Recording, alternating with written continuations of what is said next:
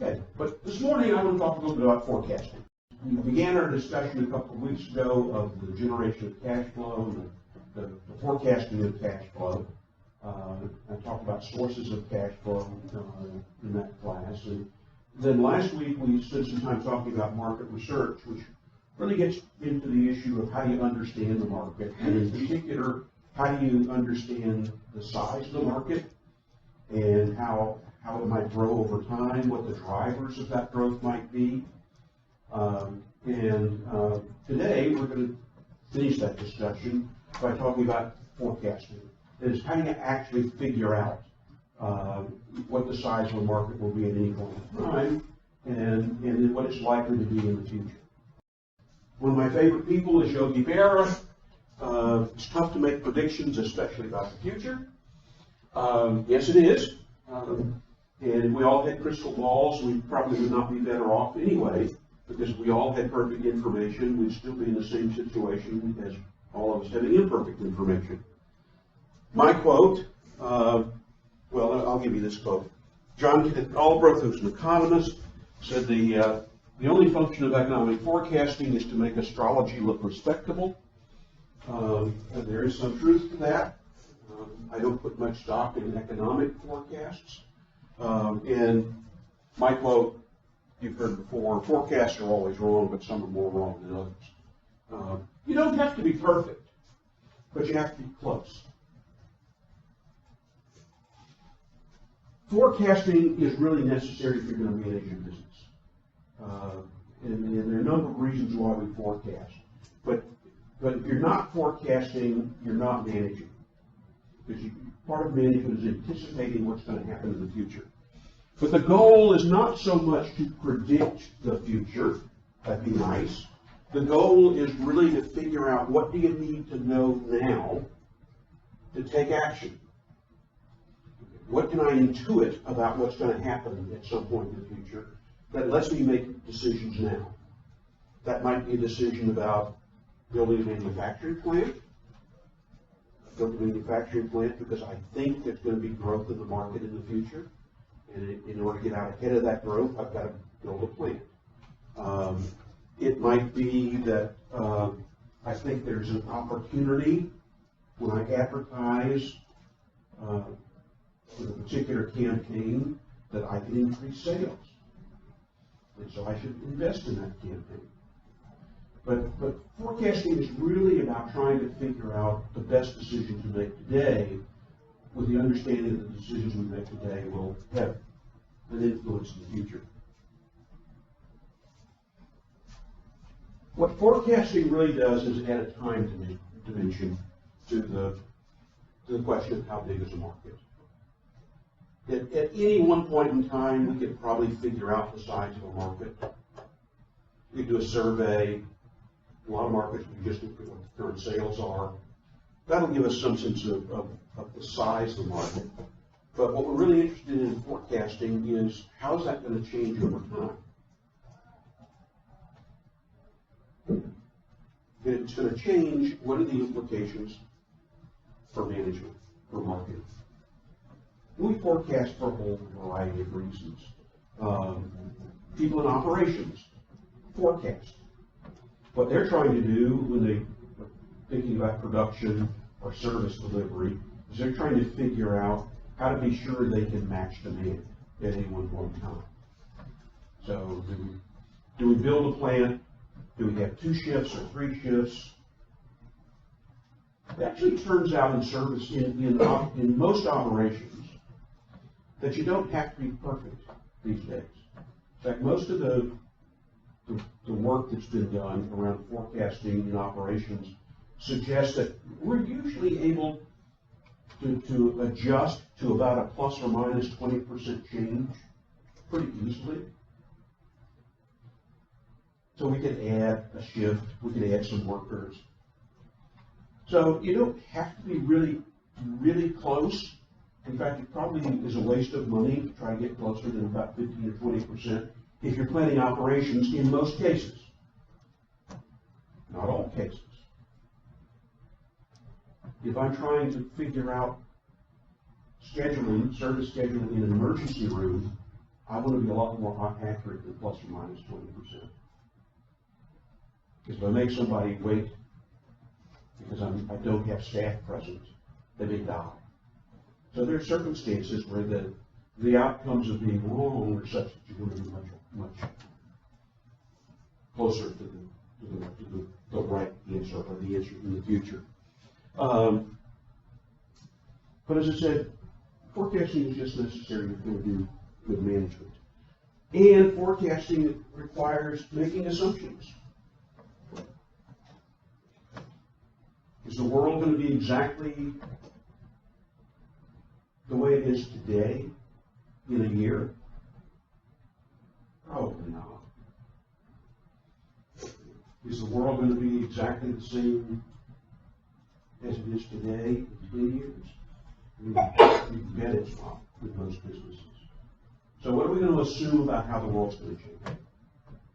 And in marketing, how the world changes actually can take on a really large context. What do we understand about how many people there will be? So we start looking at birth rates. By the way, I can forecast today with enormous precision the number of 17-year-olds there will be in 17 years. It's not hard. It's not rocket science. But it's amazing how often folks get blindsided by simple facts that are knowable. So what assumptions are you making, and can you test those? Population you can actually test, at least within some age ranges. I have a pretty good idea of how many 80-year-olds there will be in 10 years. And I have a pretty good idea of how people at different ages spend their money. So one of the things that we find is that in the U.S., some differences worldwide, but in the U.S., people between about 25 and 45 really drive the economy. What happens between 25 and 45 for most people? They start working, they're out of school, they start working. What else happens? They buy a house. That's the prime age for first-time buyers of homes. By the way, if you buy a home, then what do you have to buy? All the stuff that goes in it. So now you've got appliances, you've got furniture. People have children. Suddenly, lives change. People who never had a bottle of ketchup in their refrigerator suddenly have a big bottle of ketchup. Because guess who consumes the most ketchup in the U.S.? Children. By the way, this is a parenting hint. Children will eat anything if you put enough ketchup in it. Which is why households go from consuming maybe a bottle of ketchup a year before they have children, or after children out of the home, to having multiple bottles in the household. Just something that we know and we observe. So part of forecasting is kind of understanding the dynamics of what drives people to make purchases. And yeah, there's some assumptions that are inherent in that, but they're not really big assumptions. A lot of them are really testable.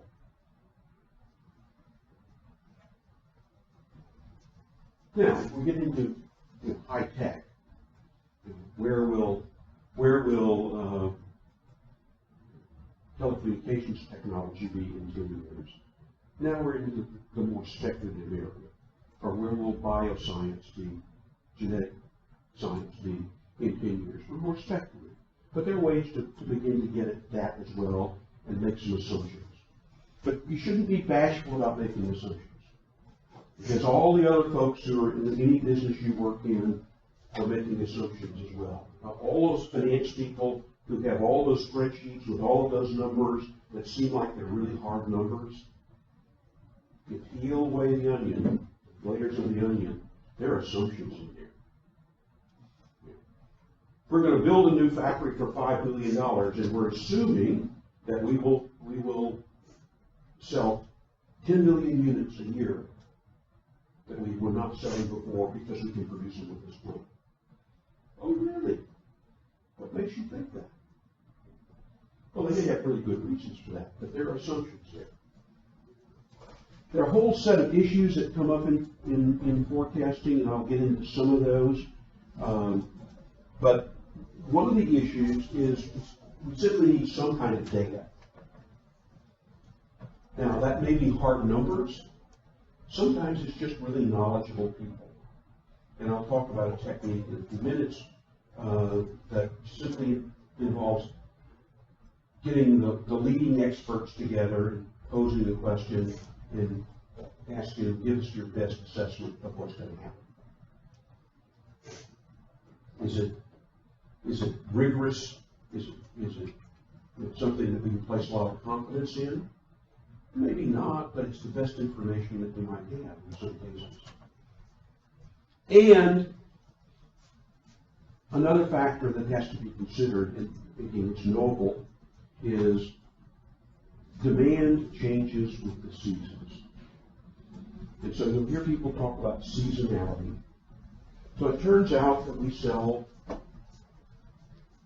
a lot more snow shovels in the winter than we sell in the summer. Why? Because it snows in lots of the parts of the country in the winter time. So sales go up and they go down. In fact, if you look at the market for charcoal, a simple product, charcoal, in places like, well, in most places other than California, because California is warm, relatively warm all year. But in most places around the country, there are 3 periods when charcoal is sold. In the 2 weeks before Memorial Day, in the 2 weeks before 4th of July, and in the 2 weeks before Labor Day. 95% of charcoal is sold during those 6 weeks. By the way, all the marketing occurs during those 2 weeks. Why does marketing occur there? Because that's when people are buying. You can do lots of marketing in January in Chicago for charcoal, and you're not going to sell a lot of charcoal. So you need to think in terms of seasonality. What's something as simple as weather going to do? Do you know what the single best predictor of the consumption of soft drinks is? The daily temperature. It makes sense when somebody points that out, but when we start forecasting, we often overlook really simple things that could be really useful for making decisions about the future. So what's the weather doing? Well, there are all kinds of forecasting methods, and I'm going to give you a quick tour of them. I'm not going to burden you with a lot of the mathematics. There are whole courses in forecasting. My goal here is to give you a sense of what kinds of forecasts there are and how you might use them, so that at the end of the day, you could do an estimate of the cash that you're likely to generate from your marketing program. One of the things you might ask is there any historical data available? If you're a firm that's been around for 10 years, 20 years, 50 years, 200 years, like DuPont, you've got lots of data from the past that you can use. And that data may be very useful in constructing a forecast. Of course, you may have data that may not be relevant to what you're trying to forecast. But nonetheless, you may be able to use that. And if you don't have historical data, then there's still some things that you might use, and I'll talk about those. There are various mathematical techniques that you can apply to the historical data. We'll talk about time series, which is a form of regression analysis, and I'll give you some sense of those. They're actually While there's a lot of math, they're actually very simple in most cases. We give them long, seemingly scientific names. They're really simple. You know, if there's just no data, it's a new to the world product, you still have to do a forecast. But one of the things you might do is ask, are there other products that were similar that we can look to? So, for example, in forecasting the acquisition, the adoption of mobile telephones, are there other products that you could use? Though we don't have much data, didn't have not much data on mobile telephones. Well, you might look at what happened with television. What happened with video cassette recorders? You know, so you might think in terms of other products that might be reasonably similar, and you can kind of look at their trajectory over time. In fact, one of the reasons why I give you lots of examples in the class is not so much because I think you should know about the history of business. I think you should, but it's to really help you identify products that might be good examples to use in just this sort of situation. And if you can't find any analogous products, then we'll talk about some methods that rely on experts or rely on really sparse early data in the marketplace. And sometimes we may actually be able to use survey data. We'll get into all of that. First thing you have to figure out, though, is what you're going to forecast. I'm going to spend my time talking with you mostly about forecasting demand. When many people are going to buy, how much are they going to buy? But every part of the organization has to do some forecasting. On the supply side, how many component parts are you going to need? Manufacturing cars, how many batteries am I going to need in order to put in those cars? Costs. It's very important to forecast costs. So I'm trying to figure out my pricing model for the future. Well, what do I know about likely changing costs? I can assure you that if you're a soft drink company, sweetener, the cost of sweeteners, whether it's sugar or whether it's corn syrup or whether it's something else, plays a major role in your margins. And so forecasting that, and the people in procurement often do things like forward buying. They buy a lot now at a lower price because they think the price is going to get higher in the future. That's a way of sort of hedging against the future. But that requires forecast. We're certainly interested in forecasting technology. Where's technology going to take us? And what will it enable us to do or not do? Certainly in marketing, we're interested in the outcomes of marketing actions. If I run this campaign, what's going to happen? If I do this price promotion, how much more will I sell? And yeah, I may sell more, but will it offset the cost of the promotion or price reduction? What are the incremental results? And yes, it's even important to forecast competitors' actions. So you can be ready to respond to it. So if you're launching a new product, you might ask yourself, when I launch this new product, what is my competitor likely to do? What do you think is the most common response of a competitor to a new product launch?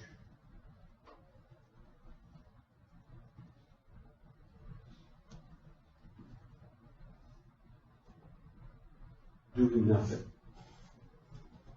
What do you think the second most common response to a new product launched by a competitor is?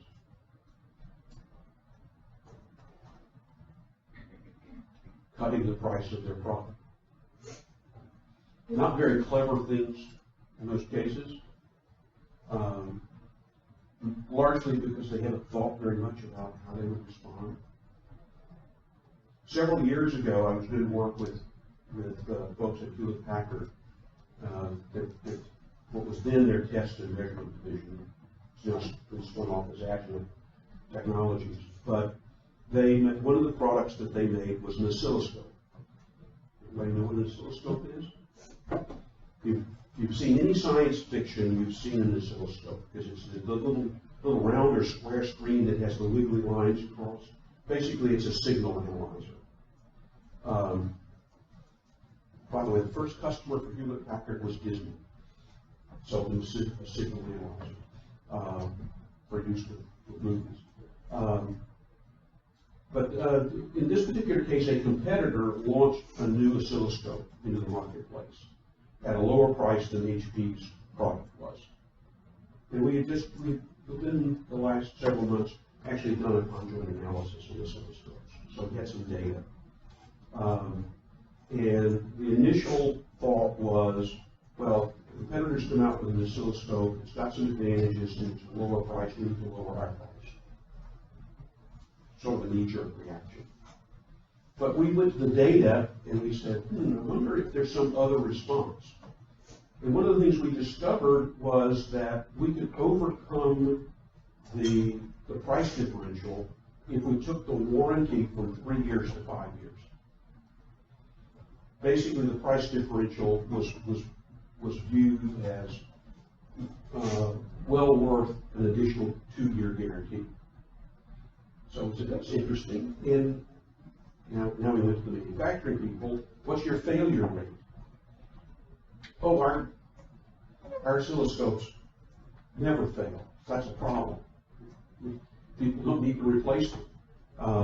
It'll cost us nothing to move the warranty from 3 years to 5 years. So here was a response that cost the firm nothing that really responded to a competitor with a less expensive product. There are all kinds of types of forecasts. You can forecast by time period, next week, next quarter, next year, 10 years. We can do forecasts by market or by segment. This is very common.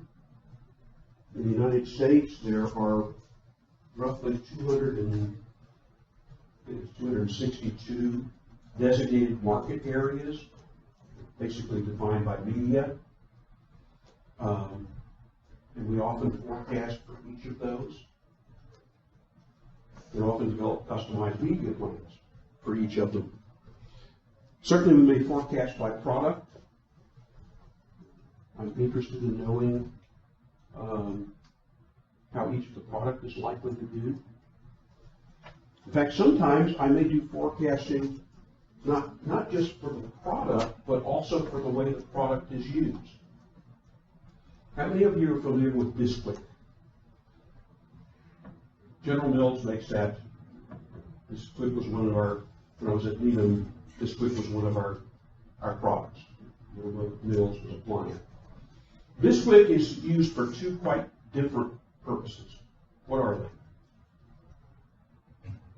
What do you use Bisquick for? Pancakes. The pancake mix. Many people use it as a pancake mix.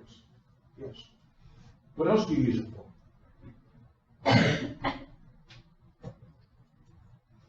Many people make biscuits with it. By the way, the number of people who make biscuits and pancakes with it is very small. So General Mills actually manages that product as though it's two separate products. And it forecasts the pancake market, it forecasts the biscuit market, and markets quite differently. So you may have products that have really distinctive segments based on how people choose to use the product. And you have to figure out how you're going to manage that. But it means forecasting differently. You'd be very much misled if you just forecast Bisquick. Wouldn't tell you much about how to manage it at all. You can forecast by stage in the life cycle. Actually, when the product gets very mature, forecasting actually gets pretty easy. In the growth phase, it's pretty difficult. And in the introduction phase, it's really difficult. You have no data. And worse, many of your customers don't know what the product is, they don't know how to use it, so they can't give you any good information. But there are a variety of ways to forecast. Some are more qualitative. Some are based on surveys. So a very common technique used in a lot of businesses is to use expert opinion, managerial judgment. In business-to-business markets, they may go out to the sales force and say, how many do you think you're going to sell next year? And in a lot of business-to-business contexts, the selling cycle is months or years. So they may have a really good sense of which potential customers are already thinking about purchasing, beginning to gather information, beginning to request bids. But you can ask their opinion. The problem with, particularly with Salesforce estimates, is that the Salesforce usually gets compensated in part based on meeting or exceeding their quota. So every year, every quarter, they're given a certain amount they should sell. And if they meet that or beat that, they get a bonus. It could be $1 bonus, it could be a trip, it could be a number of things.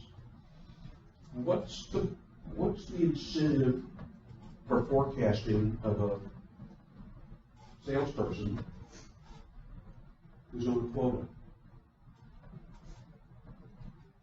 What kind of forecast do they likely to give you?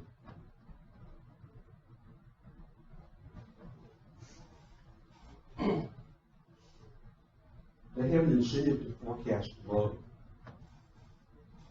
because they want to set the quota low so they can meet it. So you get into these interesting games in managing a sales force.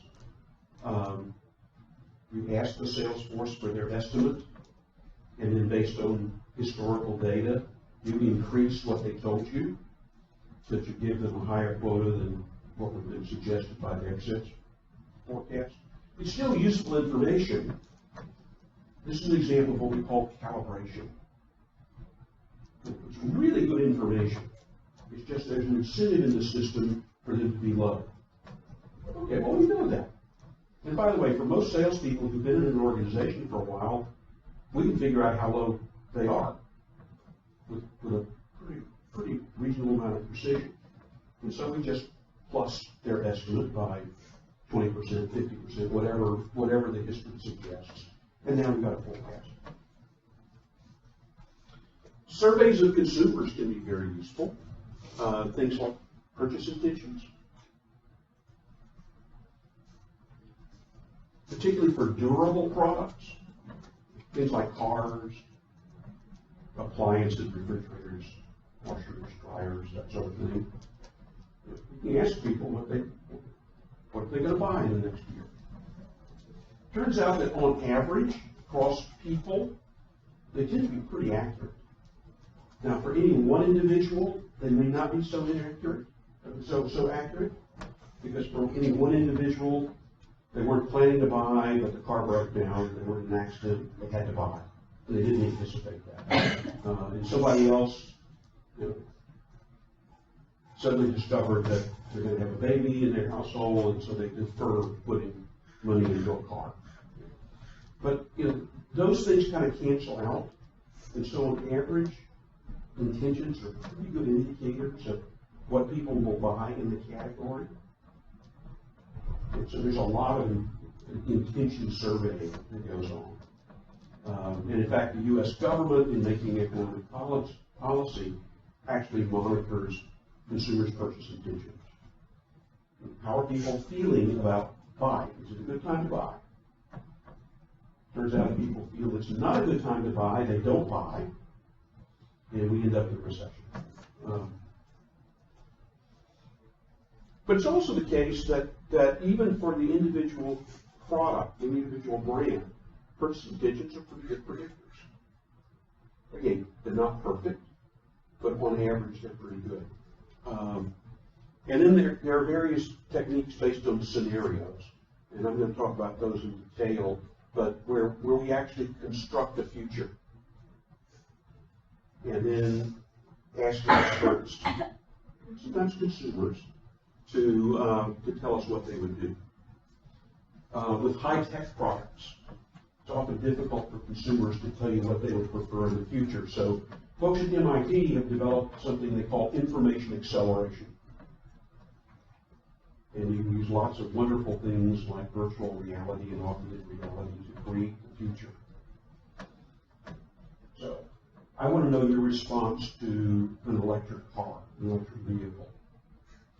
But I want you to make some assumptions about the electric vehicle.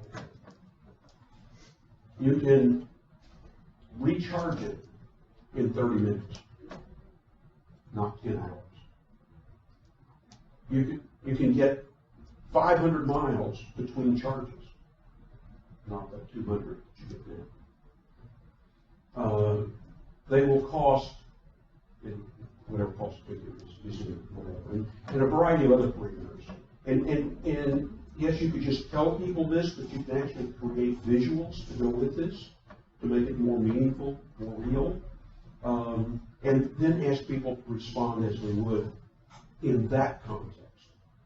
And suddenly, you've placed your customer in the future, and they're getting their best sense of how they would respond in that future. Talk about some more techniques in a minute. One of the simplest ways of forecasting, and it actually works in a lot of mature markets, is simple linear extrapolation. Here's what my sales have been doing in the past. Okay, well, if the trend continues, what will happen? And it's really easy when the trend is just a straight line. My concrete example. The problem with extrapolating trends is that most trends don't hold over the long term. Yes, the new market is growing at 50% a year, but it's not going to grow at 50% a year forever. 50% this year, maybe 25% next year, maybe 10% the following year. So you really have to recognize that growth rates tend to slow in markets. But it's actually quite simple to do this sort of extrapolation. Or we can use a variant, something I've already shown you a couple of times in class. We can look at the state of the marketplace based on some survey data. So we've got 100% of the market. We might then ask, okay, people are not going to buy if they're not aware. What do we know about how many people in the market, what percentage of people in the market are aware? Well, we do a survey and we discover that 71% of the market is actually aware of the product. Okay, well, that means 29% probably aren't going to buy. They drop out. How many of those who are aware find the product to be attractive or not attractive? Well, 46% think it's attractive, they're interested. So we now take that 46% times 71%, and now we're down to 33% of the market. Okay, of those who are aware and who find the product attractive, how many intend to buy in some reasonable time period? Well, about 2/3. Well, 2/3 of 33, we're down to 21%. Okay, of those who are aware, find the product attractive, intend to buy, how many can actually get the product? That's a distribution issue. Well, only 57% can actually get the product. If we change distribution, we might change that, but that with a given, now we're down to 12%, and then of those who can actually get it and meet all the other qualifications, what do we think their likelihood of purchase would be? Well, about 2/3 would actually purchase, but suddenly we're down to only 8%. And all we're doing is simply sort of subtracting out a percent of the market based on what we sometimes call their readiness to buy happens to be. By the way, this is also very powerful because it says, where am I losing customers? Am I losing a lot of customers here with awareness? Well, it's an advertising or marketing communications issue. Product's not attractive. That may be a product problem, but it could be a communication problem. Maybe people just don't understand the product. So let's go do some research to figure that out. Do they intend to buy or not? Well, what do we know about intention to buy? Intention to buy often has something to do with what they've already purchased in the past. So, for example, if I sell a refrigerator, people are probably not going to buy another one for 10 years. So yeah, they love my new product.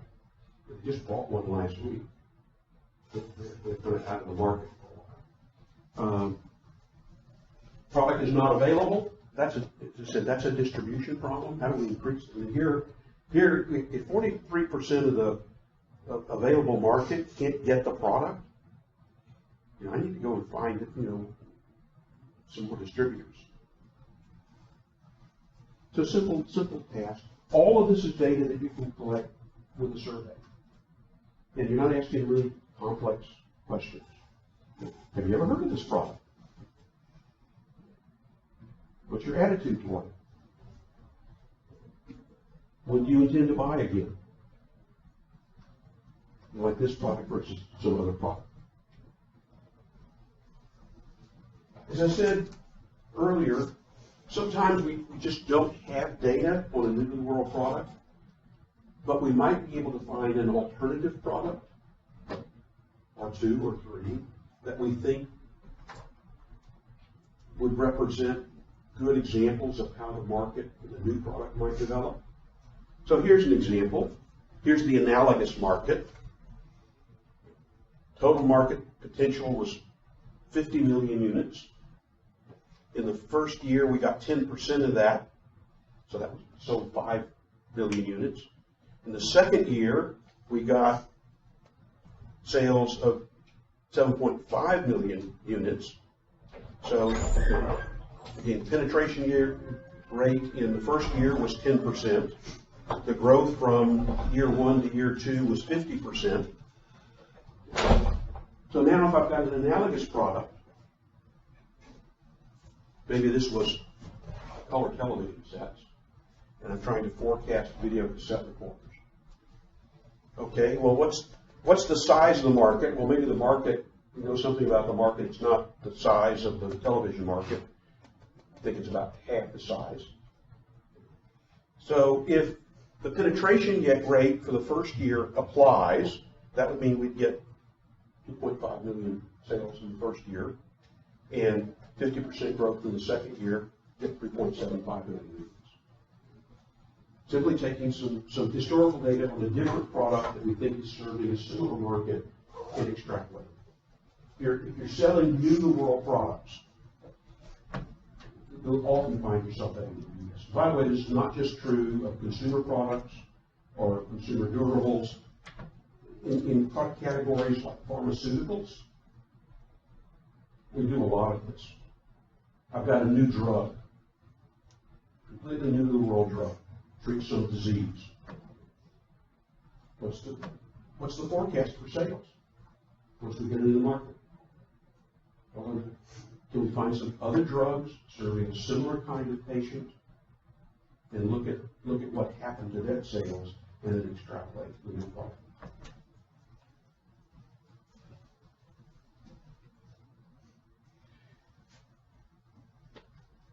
In some cases, it's useful to make assumptions very, very concrete. It's always important to identify them. But there's a forecasting tool called scenario analysis, where what we try to do is identify all the factors that we think would influence demand. So what's the product? What's the market? What drives demand? So for electric automobiles, what are all the factors that drive demand?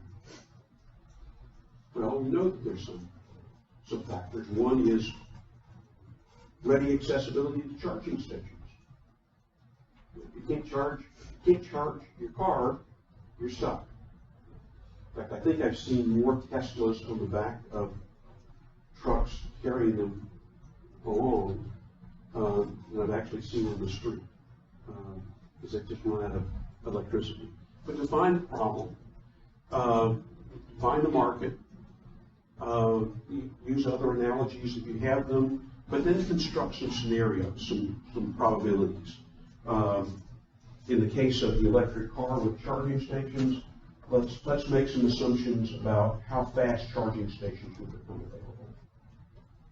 Or if we're talking about, use another type of automobile, if we're talking about automobiles that run on hydrogen, how rapidly will hydrogen become available in service stations? By the way, we do have a service station near here in Lincoln that has a hydrogen capability. But you'd have to go a long way to find another. And then what we try to do is to create scenarios. What would be the best thing that could possibly happen with the fastest possible rollout of charging stations, so that no one was ever more than 50 miles from a charging station? What effect might that have on demand? And then let's think about the pessimistic. Suppose we got almost no increase in the number of charging stations over some period of time. What would that do to demand? And then what's the most likely thing to happen? And now we have three estimates. We have the most likely, at least the most likely, we have the best and worst case. Well, that helps you bound the problem. How much are you going to lose if the worst case occurs? And are you prepared to lose that? What's the upside if the best case occurs?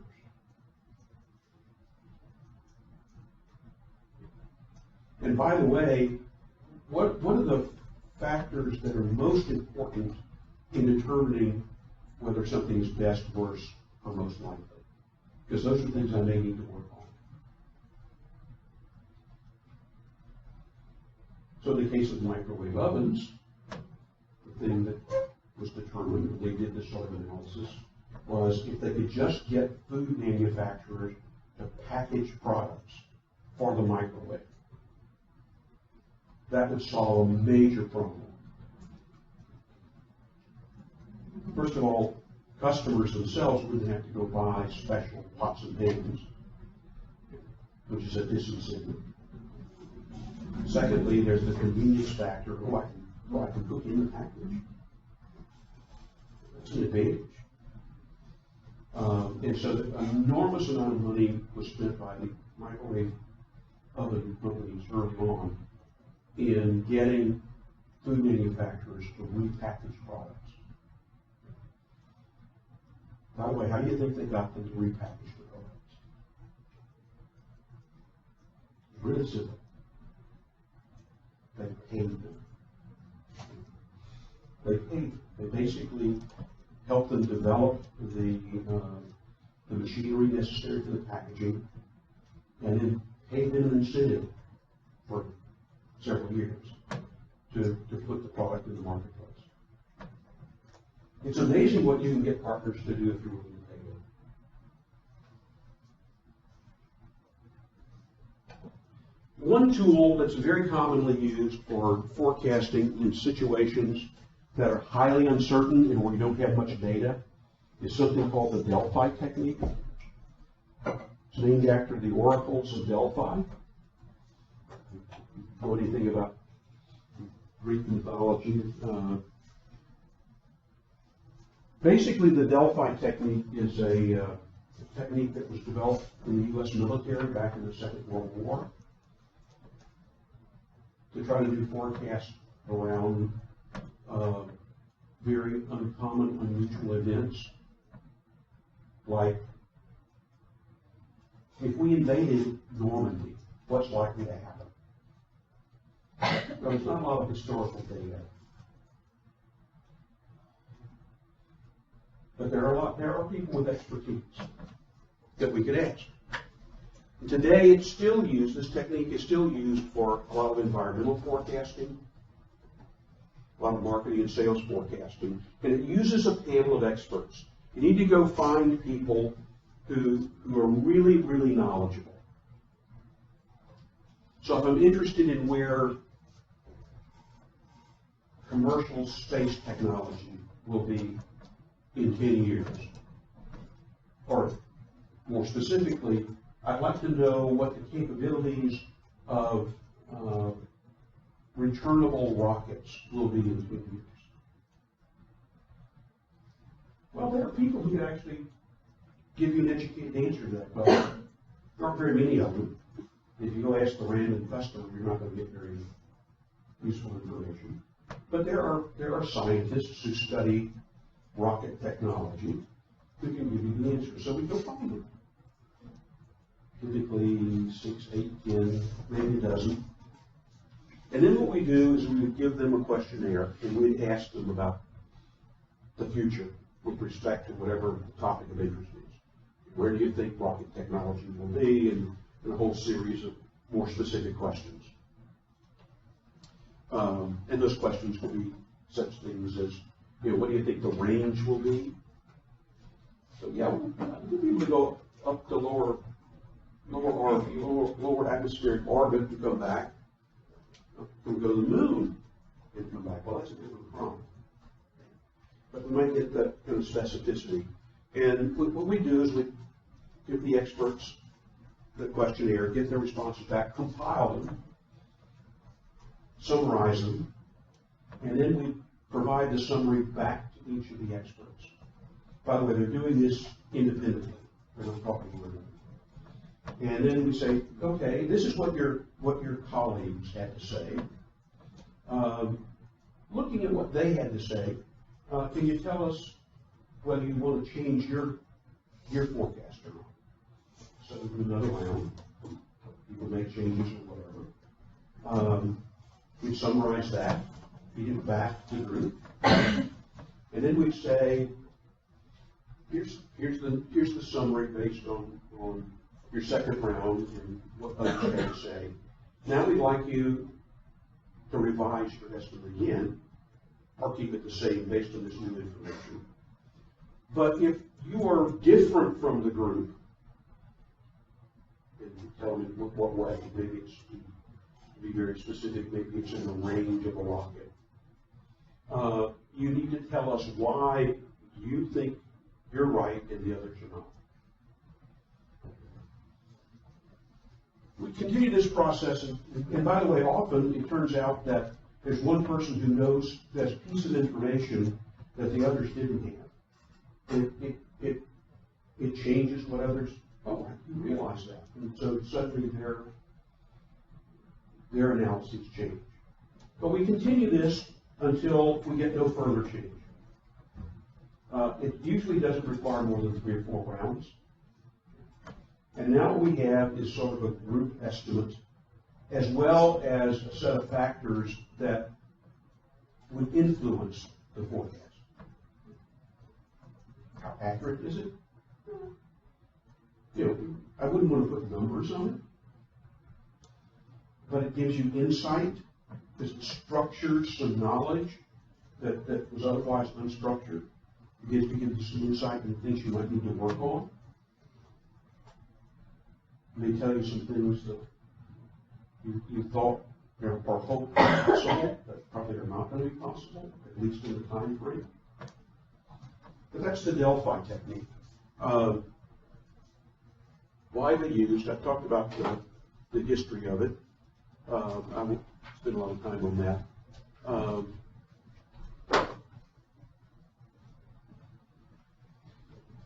There is, when you ask people about the future, there are some problems associated with that. People tend to discount things, give things less weight that are going to happen in the distant future relative to the near future or the present. So you really need to recognize that kind of discounting that may occur. There's some biases that come into play, but those can be adjusted for. But if you find yourself in a really, really new-to-the-world context, like commercial space, which we're going to talk about in about 2 days, this may be one of the few techniques you get for forecasting and making decisions. Again, remember, the purpose here is to gather information to help us make decisions today. So what's the best information I can gather that would help me decide what direction should SpaceX be going in? Because the people at SpaceX are trying to figure this out.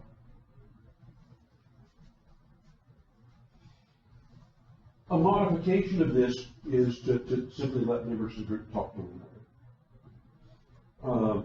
It's faster. People converge more quickly.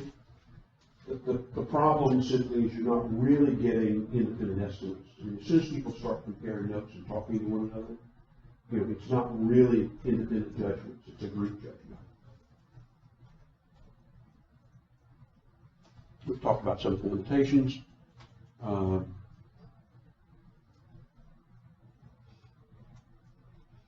And then there are various quantitative forecasting tools. And you should know a little bit about them. They're very limited. Most quantitative tools, statistical tools for forecasting, turn out to be useful for relatively short time horizons. By that I mean less than a year. And the reason for this is that quantitative tools, statistics, are actually based on data from the past. I mean, to the extent we have data, it's data that happened, tells us something about something that happened in the past. And so the further away we get from the data, the farther into the future we get, the less the future is like the past. And so the less accurate they become. But over about a 9, 10, maybe 12-month period, they can be pretty accurate. And let me give you some examples. Some of the most common ones require only a series of sales data. So maybe you've got 5 years worth of historical data of monthly sales. That becomes the data you use for analysis. One technique that's commonly used and works in some markets is what we call naive forecasts. My forecast for next period is what I sold this period. Actually works in fairly mature markets. My example is the concrete market in the U.S. By the way, this is not hard. Easy to figure out. But often there's enough variation that we don't want to use just the last time period. So sometimes what we'll do is we'll take multiple time periods and we'll average them. And you'll hear people talk about forecasting tools, time series tools called moving averages. All the moving average is I want to know, that doesn't right. Try to see if I've got another one here.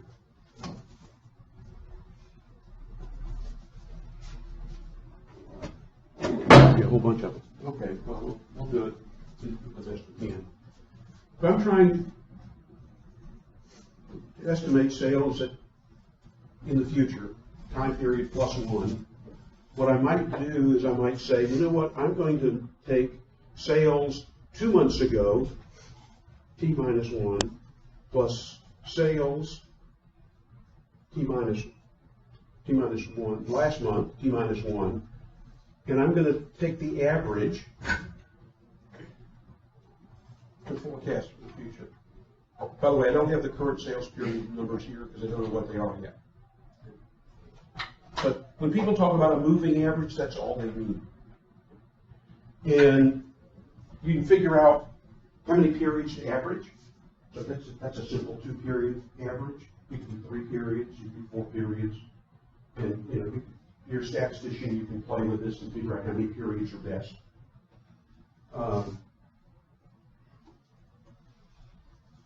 But that's all a moving average is.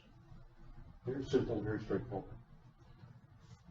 Some folks would say, you know what, more recent data is probably better than more distant data. So maybe what we should do is we should weight the more recent data more heavily than the prior data. So rather than equally weighting sales from 2 months ago and sales from 1 month ago, what we might say is, I'm going to give sales from 2 months ago a weight of 3, and I'm going to give sales 1 month ago a weight of 7.7. Simple weighting. By the way, the big word we use for this is exponential smoothing. But all it is a weighted average. And by the way, when statisticians start trying to fit these, again, it becomes one of how many periods give me the best fit, best prediction, and what's the best set of weights. I used an example here, but play around with weighting it in different ways until you figure out which gives you the best forecast. And that's called exponential smoothing. If there's a growth trend, maybe the market's growing at 1% a month, then what I could do is I could multiply that times 1.05, 1%. This is the forecast. So all I'm doing is correcting it for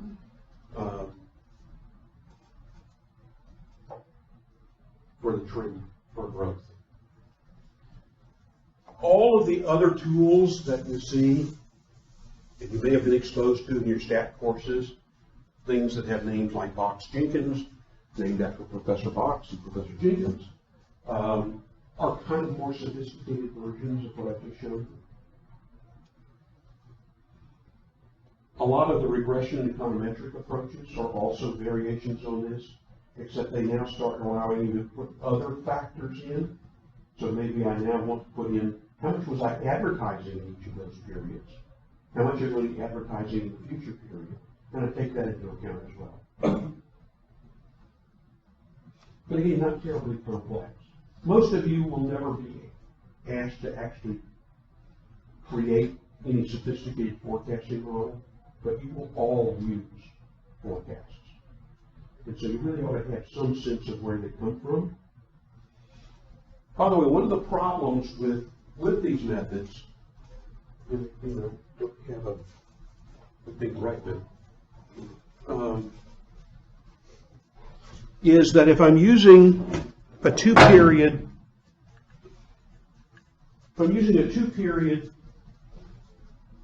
moving average,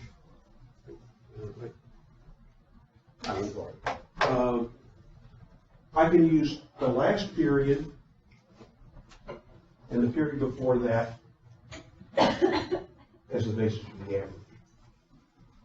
Now, when I want to forecast not the next period, but 2 periods, I take the sales from the current period that I now know and the immediate prior period, average those, and I get the forecast for 2 months. For 3 months out, I now have to take the forecast for the first period and the forecast for the second period and average those. So notice that I'm pretty quickly moving into forecasting based on forecasts. And that's why these things tend to be very limited in terms of the scope of time that they're useful for. Because as soon as you start basing a forecast off of a forecast, you really introduce a lot of error.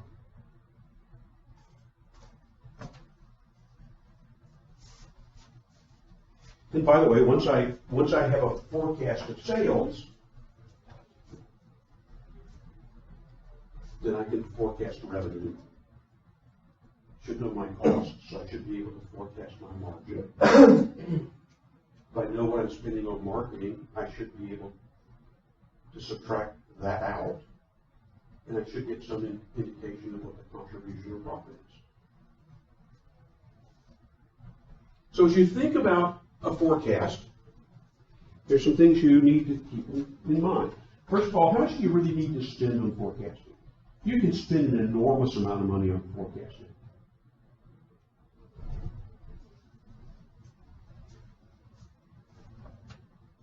And by the way, just because you spend a lot of money doesn't necessarily mean you're going to be any more accurate. So the question you have to ask is, what's the cost of being wrong? What's the cost of being wrong by a little or a lot? And how does that compare to the cost of what it's going to take me to get a better estimate?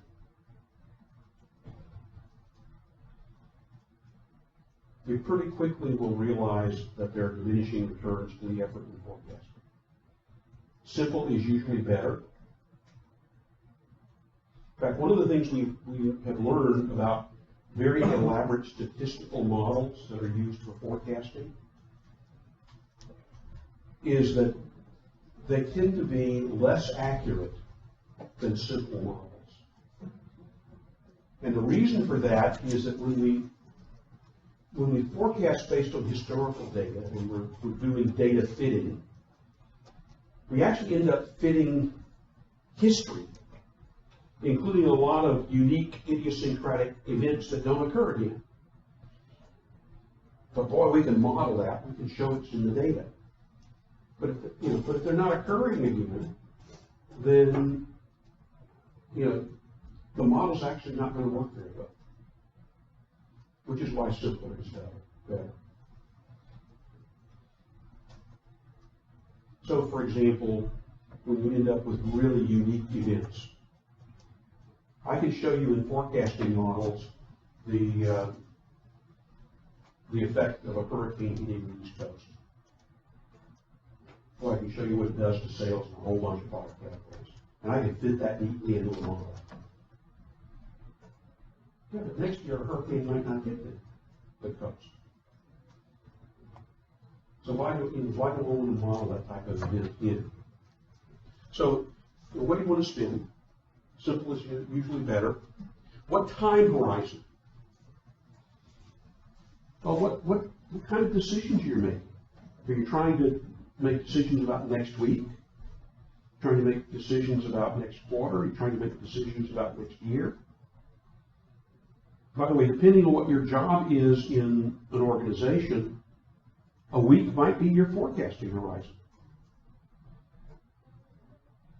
If you're an assistant brand manager responsible for promotions in designated markets, you're thinking about next week. If you're the brand manager, you might be thinking about the quarter. If you're the category manager, you might be thinking about the year. But what's important in terms of what you need to know for the decisions you have to make? Want to learn something about pattern? Are there patterns in the data? I mentioned seasonality. Well, often there's patterns of seasonality in the data. Charcoal's a really, really extreme example. Tends to be sold only about 6 weeks out of the year. Certainly 90% of it is. But there are patterns in places you wouldn't expect them. If again, to go back to my General Mills experience, we had the account for Betty Crocker layer cake mix, box cake mixes. Turns out that there's a big spike in sales in about the mid to late October period. Why do sales go up for layer cakes mid to late October?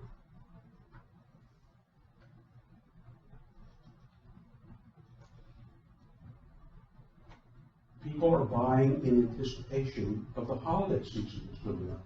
Thanksgiving, Christmas, Hanukkah, New Year, Kwanzaa, whatever. And so people will go and they will stock up. And you wouldn't necessarily, that wouldn't immediately come to mind, but if you look at the sales data, and you plot over the year, suddenly there's a spike. Then of course you ask why that's happening. And you don't know, and you go ask consumers, and they say, yeah, well, see, the reason we're doing this is because Thanksgiving's coming up and whatever.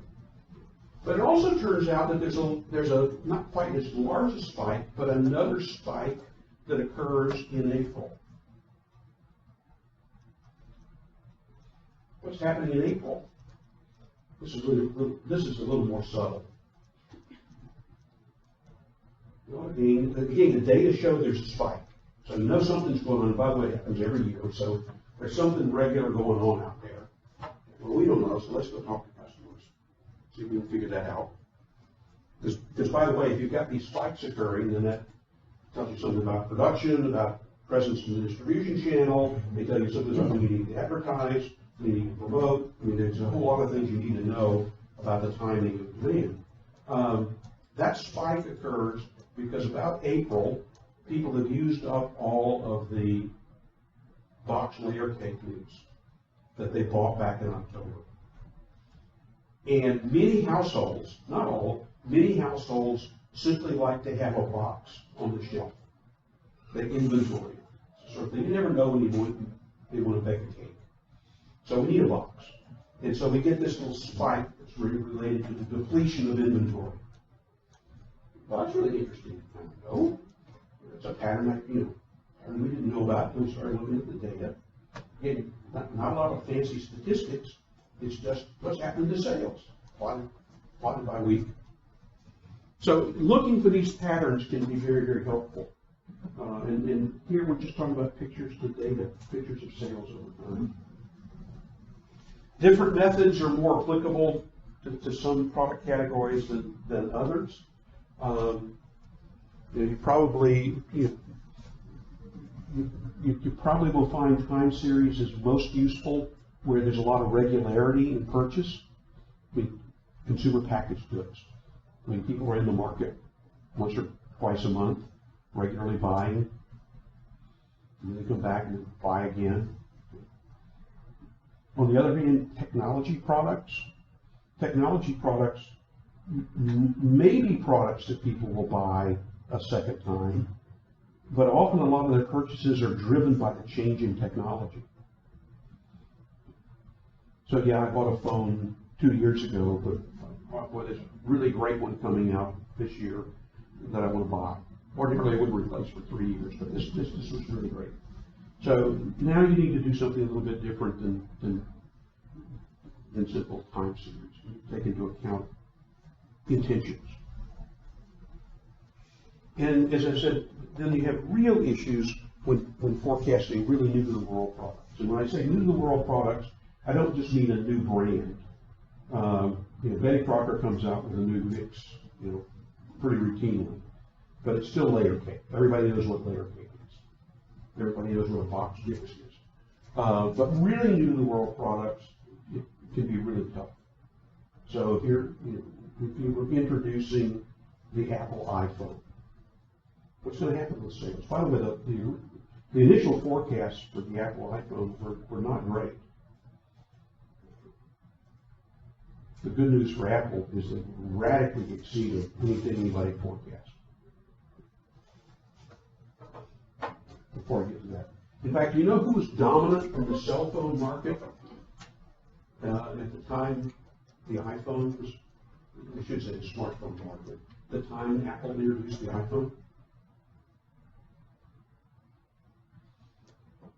You probably are not old enough to remember, but there's a product called, Blueberry? Not Blueberry. Blackberry. Blackberry. Exactly, Blackberry. Yeah, Blackberry was the device to have. All professionals, the physicians, the lawyers, everybody had a Blackberry. Okay? And they thought it was really wonderful. By the way, how recently have you heard anything about Blackberry? Not recently. No, it's still around, by the way, but it's kind of gone the way of very specialized markets.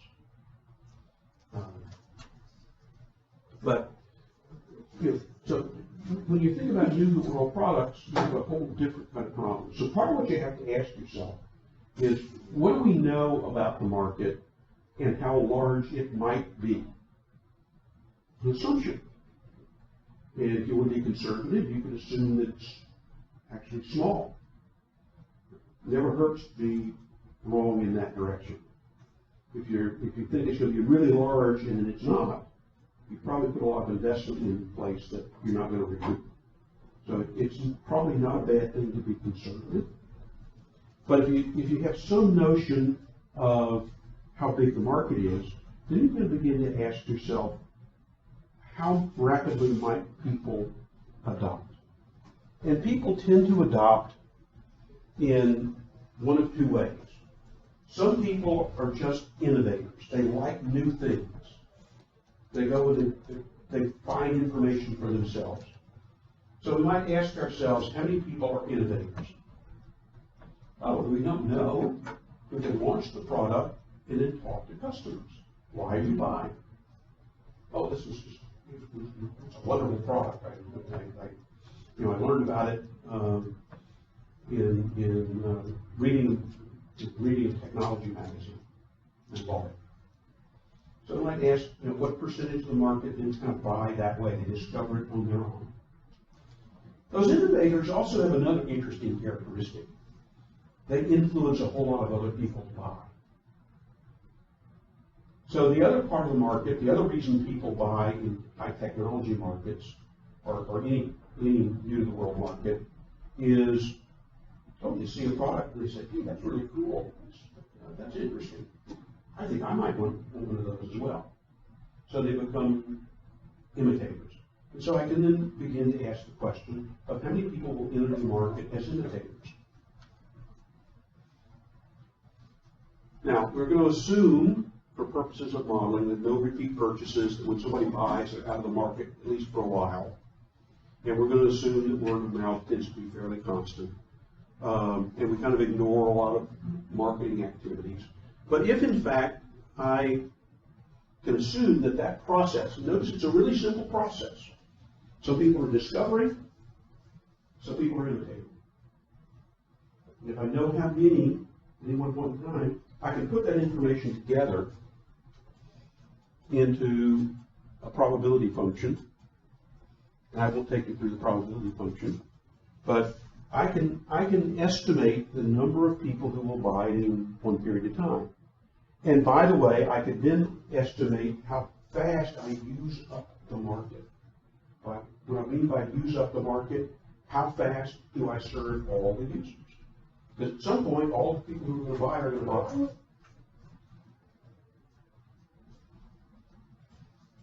This is a number, this is just a graph of the number of cell subscribers over time. This is from the early introduction. This is in '83. You notice we really didn't get an inflection point until the late '80s, and then it just skyrocketed. We can actually, we could model that process based on information about innovators and imitators. This model you will sometimes hear referred to as the Bass model, B-A-S-S, named after Professor Bass, Professor Frank Bass. And, by the way, was not originally from him. He borrowed this model from epidemiology. Anybody know what epidemiology is? It's the study of diseases. This is the same model that we use to predict the spread of diseases.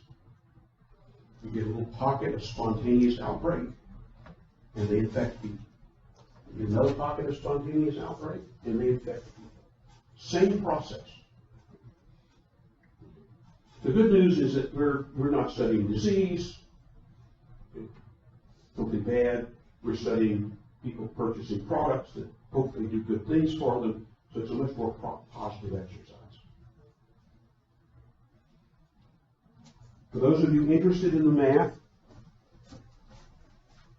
it's simply how much potential is in the market at any one point in time, how much of the market is left that hasn't bought yet, and then what's the innovation effect present in that market, what's the imitation effect present in that market, and then what is that, and then how do we weight those two based on how many of each are present, and that gives us sales. We can estimate these models very quickly with very little data, which is why they're so powerful. Now, I don't expect you to be able to repeat back the mathematics of the BAS model. But knowing the notions of innovation and imitation are really important because they're major drivers of the marketplace.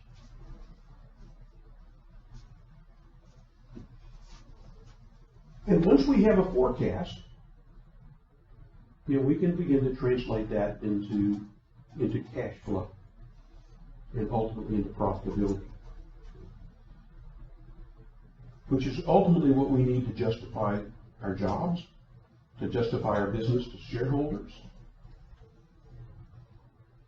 Ultimately, marketing, budgeting, and planning requires information. And the better information you have, the more information you have, the better job you're going to do. But you've got to choose the right tool for the right job. So what do you know? What kind of data do you have? Do you have any data at all? And then given what you've got, what's the right tool for the analysis? By all means, document your assumptions and go back and visit them regularly.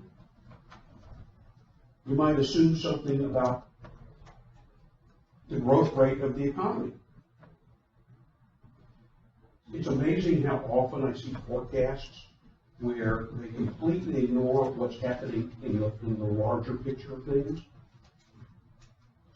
When the economy turns down, people buy fewer homes. When they buy fewer homes, they also buy fewer dishwashers and refrigerators and washers and dryers and carpets, and it just cascades all the way down. So having an understanding of the broader market in which you are, broader economy in which you're doing business is really critical for understanding your specific forecast. So you don't want to ignore that. And often there is an implicit assumption that the economy is going to remain the same. Not so. I spent 5 years out in Riverside. I got there just as the economy turned south. In the 7 years up to the time I got out there, 2007, 42% of all the new jobs in California were being created in that region. A year later, the unemployment rate was over 14%. 12% of the homes were in foreclosure. So it was not good. And guess what? A lot of businesses were going out of business because they'd grown up because of all the growth that was occurring, and then suddenly the growth stopped. Not only did it stop, it reversed, it declined, and the businesses couldn't sustain themselves. So don't ignore what's happening around you in the larger world, and that's part of your assumptions. And then ask yourself, periodically, are my assumptions still holding? And if not, then what does that suggest about the decisions I've made and about my forecast? Gathering information is going to be most useful where you've got a high degree of uncertainty and there's a lot at stake if you're wrong. So information plays a major role in strategic planning, in helping us understand what the opportunities are. It's where are the market opportunities? You did this in bikes, multiple segments. Where's the opportunity that seems to be available? Given that opportunity, what do we know about how best to meet that opportunity? What kind of product do we have to put in the market in order to take advantage of that opportunity? Different segments want different kinds of products. So what do we put in there? Different segments want to shop differently. Different segments are more price sensitive or less price sensitive. And then we can begin to develop, our charter for what we're going to develop. What's our charter for development of new products?